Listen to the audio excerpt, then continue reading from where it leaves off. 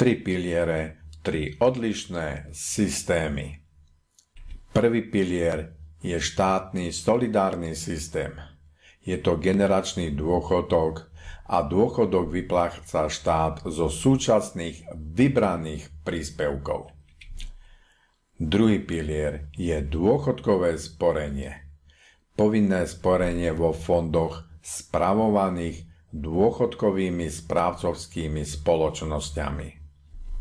Tretí pilier je doplnkové sporenie a je to dobrovoľné sporenie s príspevkami od zamestnávateľa a daňovými výhodami.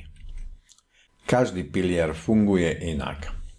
Každý má iné povinnosti, iné pravidlá, iné možnosti, ktoré ovplyvňujú výsledok váš dôchodok.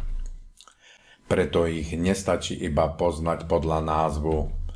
Je nutné rozumieť tomu, ako fungujú.